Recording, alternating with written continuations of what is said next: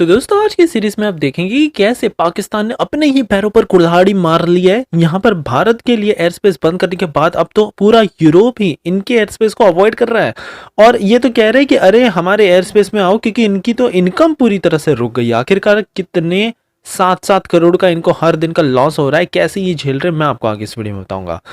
पाकिस्तान ने रिसेंटली अपनी अब्दुल मिसाइल को फायर करके भारत को एक स्टेटमेंट दे दिया है, कह रहे हैं कि आप बचकर रहिए। आखिरकार इसका क्या मतलब हुआ ये भी मैं आपको आगे इस वीडियो में बताऊंगा। एक काफी शॉकिंग स्टेटमेंट इनके मिनिस्टर से निकल कर आती है। आप देखोगे कि यहाँ पर पाकिस्तान के डिफेंस मिनिस्टर कह रहे हैं कि भारत अगर कोई भी डैम या कुछ स्ट्रक्चर बिल्ड करता है इंडस रिवर पर, हम सीधा यहाँ पर मिसाइल ही छोड़ देंगे। लेकिन इसके बाद फिर अगली खबर में आप देखोगे कि ये बड़ी बड़ी बातें करते तो है, लेकिन जब बात आएगी लड़ाई की, केवल 4 दिन के ही आर्टिलरी इनके पास पड़े हुए हैं। और क्यों? ये भी पूरी तरह से खुद ही रिस्पॉन्सिबल है इसके लिए, इनके लालच की वजह से। इंडियन मिनिस्ट्री की तरफ से भी एक बड़ी अपडेट आई है। फाइनली अब हमने डिसाइड किया है कि 3 सूडो सैटेलाइट्स इंडियन एयरफोर्स अब ऑपरेट करना स्टार्ट कर देगी, सो दैट इसरो को हमको बोलना नहीं पड़ेगा आप अपनी महंगी सैटेलाइट्स को लॉन्च करो। इंडिया अपने एयर डिफेंस सिस्टम को और भी ज्यादा बोल्स्टर करना चाहता है with its upcoming next generation विशोरैट्स, जो कि आप शौक रह जाओगे 5.5 किलोमीटर आसमान तक चली जाती है। और फाइनली देखेंगे कैसे ब्राजीलियन कंपनी एम्ब्रेयर भारत को काफी ल्यूक्रेटिव ऑफर्स दे रही है। अब तो ये कह रही है कि अगर आपने हमको सिलेक्ट किया फिर हम हमारी फाइनल असेंबली भारत में डाल देंगे और वियतनाम, साउथ एशिया के कई तमाम देशों को एक्सपोर्ट करना भी स्टार्ट कर देंगे। सो काफी इंटरेस्टिंग आज की सीरीज होगी, इसलिए प्लीज आप एंड तक देखिएगा। विदाउट एनी फर्दर डिले हमारी पहली खबर आ रही है पाकिस्तान के कमाल के एयर स्पेस की तरफ से, जो कि इन्होंने भारत के लिए तो बैन कर दिया, लेकिन अब यूरोपियन कैरियर्स भी पूरी तरह से अवॉइड करते जा रहे हैं, जिसे देखकर अब पाकिस्तान पूरी तरह से शॉक रह गया है। क्योंकि ओवर फ्लाइट फी इनको करोड़ों में मिलती आ रही थी, बट अब तो पूरा यूरोप ही ये अवॉइड करने लग गया है। बेसिकली कोई भी दूसरे देश की एयरलाइन अगर आपके कंट्री के एयर स्पेस को यूज करती है, इनको ओवर फ्लाइट फी पे करनी पड़ती है, जिससे पाकिस्तान भी अपनी इनकम कमा रहा था, लेकिन अब इनको 7 से 8 करोड़ रुपए हर दिन का लॉस हो रहा है। लुफ्तांजा, एयर फ्रांस, ब्रिटिश एयरवेज और अब तो स्विट्जरलैंड की कई तमाम एयरलाइंस ने भी पूरी तरह से अपना रूट चेंज कर दिया है और अब भारत की इनकम बढ़ने लग गई है। यहाँ पर ये भारत के एयर स्पेस को यूज कर करके यहाँ पर काफी हद तक बाकी के रूट्स में जा रहे हैं और पाकिस्तान को पूरी तरह से बाईपास किया जा रहा है। हालांकि यहाँ पर टाइम थोड़ा बढ़ गया है 2 से 3 घंटा, लेकिन ये अरेबियन सी, ईरान और सेंट्रल एशिया का यूज करके पाकिस्तान के बढ़ते अनप्रेसिडेंट मूव्स को पूरी तरह से अवॉइड करना चाहते हैं।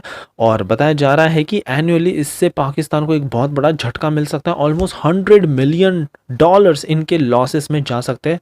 पीआईए इनकी जो एयरलाइन कंपनी है पाकिस्तान इंटरनेशनल एयरलाइंस, ये भी अब ऑलमोस्ट बैंकरप्सी होने के ही कगार पर अब पहुंच चुकी है। सो अब यहाँ पर और क्या क्या झटके लगते पाकिस्तान को मैं आपको आगे ही इसी वीडियो में बताऊंगा। अगला झटका तो पाकिस्तान की आर्टिलरी शॉर्टेज को लग गया है। अब यहाँ पर इनके ही देश में एक रिपोर्ट पब्लिश हुई, बताया जा रहा है कि अगर एक फुल स्केल वॉर हो जाती है कल को, पाकिस्तान तो गिनती के 4 दिन भी सस्टेन नहीं कर पाएगा, क्योंकि इनके पास तो हथियार है ही नहीं ज्यादा कुछ, और जो थे इन्होंने बेच बाच के करोड़ों रुपए कमा लिए। जी हाँ, आपने बिल्कुल ठीक सुना है। यूक्रेन को इन्होंने पास्ट में बहुत ज्यादा हथियार बेचे, ऑलमोस्ट 3000% इंक्रीज आ गया था इनके एक्सपोर्ट्स में, जहां पर इन्होंने ऑलमोस्ट $500 बिलियन कमा लिए है।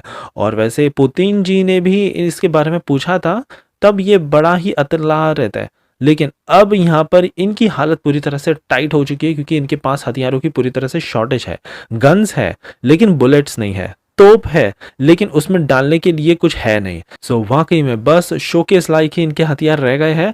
हाई इंटेंसिटी वॉर में तो इनका कुछ भी नहीं हो सकता, केवल एक दिन में ही भारत इनका काम तमाम कर देगा। तो अब यहाँ पर एक बहुत ज्यादा सीरियसनेस आ चुकी है कि कैसे पाकिस्तान ने इतनी बड़ी बेवकूफी करते हुए पैसे के लालच में आकर दुनिया भर के अपने ही सारे हथियार बेच मारे। तरफ तो इनके पास लड़ने के लिए हथियार है नहीं, तो वही दूसरी तरफ जो है उसको ये ऐसे ही गंवाने में लगे हुए हैं। अब्दुल मिसाइल की रिसेंटली इन्होंने टेस्ट फायर किया, परीक्षण किया। बेसिकली ये भारत को एक मैसेज देना चाहते थे कि हमारे पास काफी अत्याधुनिक सरफेस टू सरफेस मिसाइल है जो 450 किलोमीटर की रेंज रखती है और ये भारत के किसी भी टारगेट को भी डिस्ट्रॉय करने का एम करती है। लेकिन इनको पता होना चाहिए भारत के पास ब्रह्मोस भी है। भले ही ये अपने वीडियो में दिखा दे कि पाकिस्तान के पास ब्रह्मोस है, लेकिन असली ब्रह्मोस तो भारत के पास है। और हमारी मिसाइल 450 नहीं, 800-900 किलोमीटर तक भी अंदर घुस सकती है इनके। हमारी अगली खबर पाकिस्तान के डिफेंस मिनिस्टर की तरफ से आ रही है।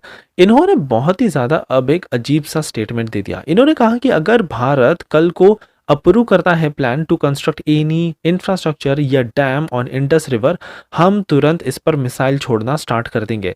इन्होंने कहा कि हम इसको एक वॉर की तरफ देखेंगे, क्योंकि अगर पानी रोका जाएगा तो पूरे पाकिस्तान में हंगर, थर्स्ट ऐसा प्रकोप फैल जाएगा जिससे डेथ्स हो सकती है, और इसी रीज़न के चलते ये इसको वॉर के नज़रिए से देख रहे हैं। लेकिन इनको ये पता नहीं कि इनकी अगर एक मिसाइल आएगी तो भारत भी अपनी 100 मिसाइलें छोड़कर इनके सारे डैम्स को, इंफ्रास्ट्रक्चर्स को नष्ट कर सकता है।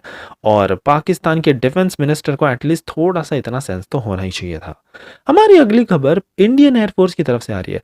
अब मिनिस्ट्री ऑफ डिफेंस ने फाइनली डिसाइड किया है कि हम इंडियन एयरफोर्स को 3 एक हाई ऑल्टीट्यूड प्लेटफॉर्म सिस्टम वाले सूडो सैटेलाइट सिस्टम दे देंगे। कमाल की बात यह है कि अब हमको इसरो को नहीं बोलना पड़ेगा कि आप अपनी सैटेलाइट स्पेस में भेजो और फिर हमको इन्फॉर्मेशन दो। अब तो यहाँ पर भारत की ही ये सूडो सैटेलाइट स्ट्रेटोस्फीयर में जाएगी, जो कि बहुत ही ज़्यादा हाई ऑल्टीट्यूड हो जाता है, और पूरी की पूरी क्रिटिकल इन्फॉर्मेशन ये पास करती रहेगी। प्लान ऐसा भी किया जा रहा है कि इसको हम S-400 एयर डिफेंस सिस्टम से लिंक भी कर सकते हैं इजीली, सो दैट और भी ज़्यादा रिडंडेंट इन्फॉर्मेशन इसको मिलती रहे और भारत का एयर डिफेंस सिस्टम पूरी तरह से अनबीटेबल ही बन जाएगा। हमारी अगली खबर भारत के एक शॉर्ट रेंज विशोरैट्स लेकिन नेक्स्ट जनरेशन सिस्टम की तरफ से आ रही है। मिनिस्ट्री ऑफ डिफेंस ने अब RFP फ्लोट कर दिया है। हम अब 48 लॉन्चर्स, 48 नाइट विजन साइट्स और 85 मिसाइल्स, एक मिसाइल का पूरा ट्रेन स्टेशन, ये सारा कुछ टेस्ट स्टेशंस हम प्रोक्योर करना स्टार्ट कर देंगे। और अब अडानी जैसी बड़ी बड़ी कंपनीज 4th जनरेशन मैनपैड्स को डिजाइन करेंगी और इसका मैन्युफैक्चरिंग स्टार्ट कर देंगी। अब 50% इंडिजिनस कंटेंट पर हमारा फोकस है। यहाँ पर रशिया समेत स्वीडन, फ्रेंच और कई तमाम इंटरनेशनल कंपनीज भारतीय कंपनीज के साथ मिलकर कोलैबोरेट करेंगी। 95% एक्यूरेसी के साथ ये किसी भी टारगेट को डिस्ट्रॉय कर देगी। -45 से लेके +45 डिग्री सेल्सियस में ये पूरी तरह से किसी भी टारगेट को भी मार गिराएगी और 5.5 किलोमीटर ऊंचाई तक ये चली जाती है। एक और सबसे ज़्यादा एक्स फैक्टर इसका ये है कि अगर सैनिक चाहे तो ये अपने कंधे से भी लाद कर इसको सीधा फायर कर सकते हैं, और या फिर इसको ट्राइपॉड स्टैंड पर खड़ा करके किसी भी तरह के हेलीकॉप्टर्स या बाकी के ड्रोन्स को इजीली गिराया जा सकता है। सो अब चाहे पाकिस्तान टर्की के TB2 ड्रोन को यूज़ करे या फिर चीन के किसी सस्ते ड्रोन को यूज़ करे, भारत इजीली इनको मार गिरा सकता है बहुत ही सस्ते में। सो ये थी हमारी कमाल की न्यूज़ सीरीज। आई होप कि आपको आज की सीरीज पसंद आई हो, और एज यूजुअल प्लीज़ एक लाइक करना मत भूलिएगा आपका ऐसा ही कमाल का सपोर्ट दिखाने के लिए।